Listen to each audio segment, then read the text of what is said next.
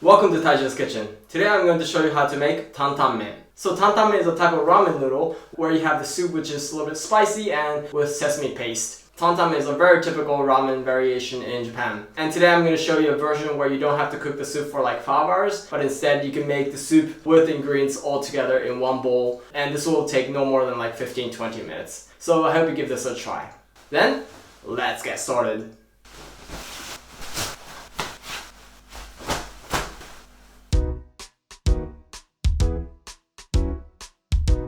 Here I have the ingredients for Tantan-men. I have here minced pork meat. If you can't eat pork for religious reasons, then you can of course substitute this with beef. Or if you're vegetarian, then you can use minced fake meat. Then you can make strictly vegan Tantan-men.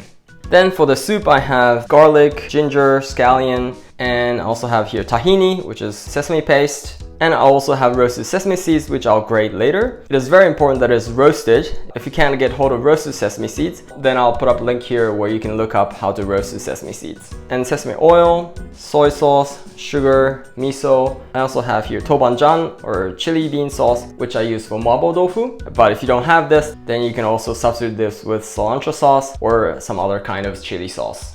Then I have here soya milk for the soup. For the noodle, I have here capellini, which I'll be boiling with baking soda to imitate the flavor of ramen noodle. But if you can get hold of ramen noodle, then you can of course use that. And I also have a bok choy for the green at the end. But if you don't have bok choy, then you can use any kind of leafy vegetable like spinach or napa cabbage.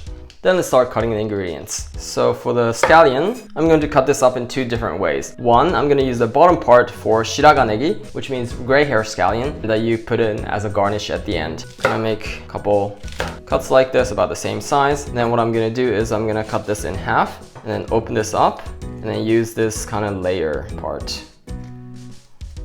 And then what I'm going to do with these is that I'm going to slice it thin like this.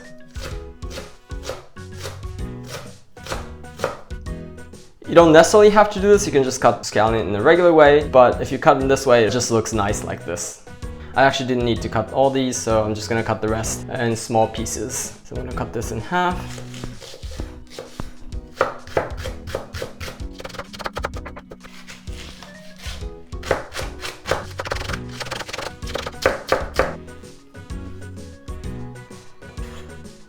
Then I'm gonna prepare the ginger and the garlic. Ginger, I'm gonna put the bottom part off.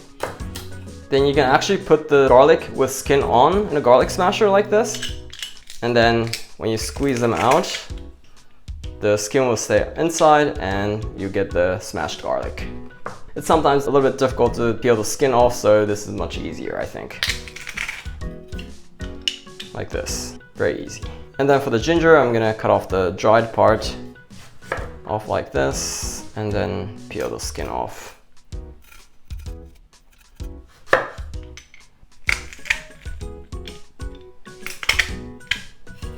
So you can decide if you want to use this fibery part of the ginger. I personally don't like to waste these fibery parts, so I'm just gonna put this back in here. But if you don't like the fiber eating this, then you can just of course throw that away. Then I'm going to grate the sesame seeds. If you have a food processor, it's much easier. You can just blend this in a food processor, but I don't have one, so I'm just gonna grate it like this with a grater. So this is looking good. Then lastly, I'm gonna cut up the bok choy. So the bok choy, I'm just gonna cut into half like this. And then just in fourth like this. Then that's that. Let's start cooking. Then let's start making the soup. So the beginning is actually exactly the same as you would make a mapo tofu. I'm gonna turn the heat to medium.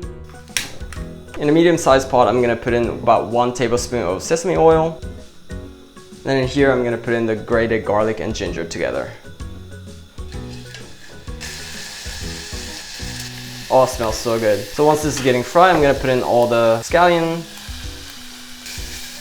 And we're gonna fry like this until the volume of the scallion is less than a half of this. Then here I'm gonna put in about 2 teaspoons of chili bean sauce.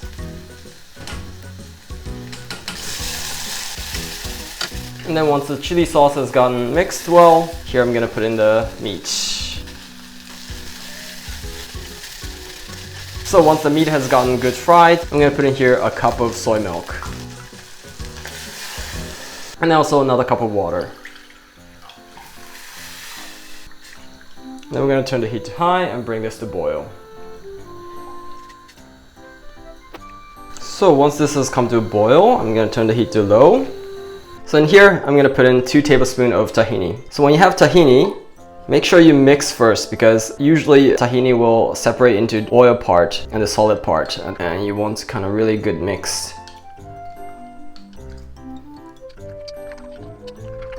So like this. I'm gonna put 2 teaspoons of this.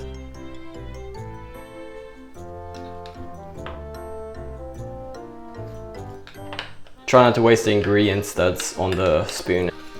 Then in this 1 teaspoon of miso. Then 1 teaspoon of sugar.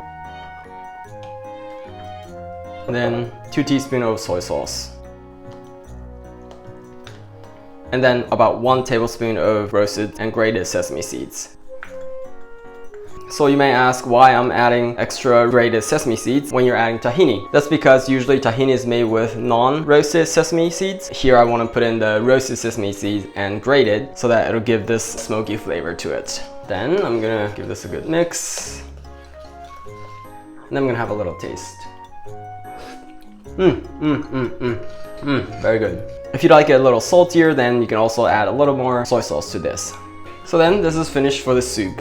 So I'm just going to scoop out a little bit of meat so that I can put this at the very end as a topping. So I'm gonna leave it like that. I'm gonna turn the heat off, and then let's boil the noodle. So the water is boiling. In this, I'm going to boil first the bok choy. So the thing about the bok choy, you want to cook the bottom part first, because it takes a little longer time to cook the bottom part. So once the bottom part has been cooked, then I'm gonna put in all the rest like this. And then this is ready. Then this is finished as a garnish. Then in this, I'm gonna put in about 10 grams of baking soda. And then in this, I'm gonna put in about 100 grams of enjolras pasta.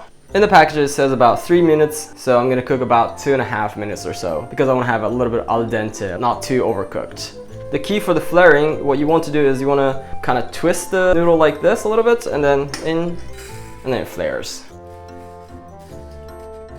I'm gonna turn the heat high and cook this for about 2.5 minutes. And then during that time, I'm gonna heat up also the soup. So this has come to boil, I'm gonna turn the heat off. And then in a bowl, I'm gonna put the soup. So it has been about 2.5 minutes, I'm gonna turn the heat off and drain this into the colander. And then here I'm gonna put the noodle in. And then I'm gonna put the meat on the top. And a little bit of green on the side. And the Sriracha negi. Then this is finished. Let's eat.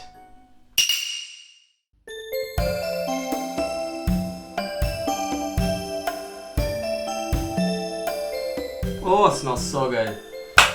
Itadakimasu. Oh, it's looking so amazing. Totally great. Please excuse me for the slurping. If you don't like the sound of slurping, then please skip to the end. Itadakimasu.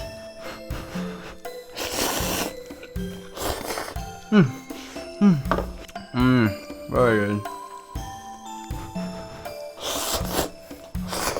Oh, this tastes so amazing.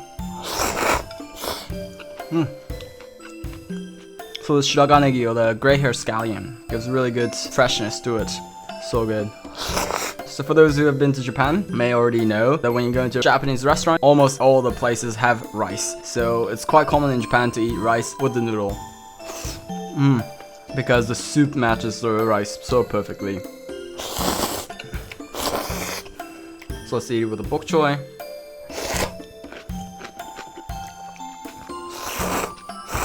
So the stem part of the bok choy has a little sweetness when it's cooked, and the leaf has a little bit of bitterness. So this just kind of gives another layer to this ramen noodle. So tantan-men is a little bit difficult to eat with the meat, so I recommend getting a spoon like this. So good.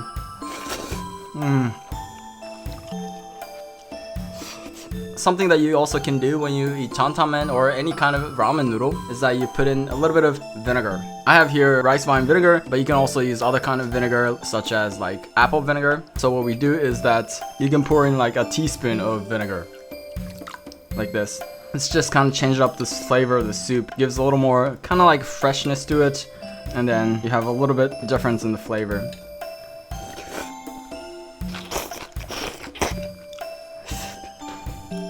Oh, it's so delicious.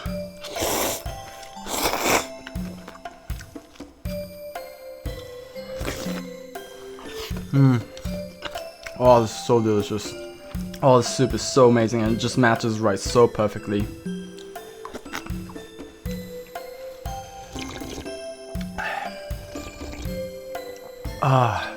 So by ramen noodle, you don't have to drink up all the soup. You could, but mostly they tend to be a bit too salty, of course. So what you can do is that you can save this up and then put another set of ramen noodle or any kind of other noodle like a glass noodle or udon noodle. That's going to match good as well. Another thing what you can do is that heat this up, put some rice in here and drop in beaten egg and a little bit of scallion, and then you can also make another variation of zosui, which is Japanese porridge. So that's also possible. So in Japanese cuisine, we try not to waste any good food. So I hope you do that as well. Oh, but anyhow, that was so delicious. ごちそうさまでした. Oh, that was totally filling. It was so delicious. So as you saw, making Tantan-men does require quite a lot of ingredients, but most of them you can find in pretty much any supermarket, except for the Toban-Djan, the chili bean sauce. Or you could even make this without it. Just put regular chili instead. So I hope you give this a try. If you like what you saw, please hit the like button, and also please feel free to write anything in the comments below, your question, your request, or even a critique. I'm always open for your feedbacks. Then, I look forward to see you in the next video. Bye!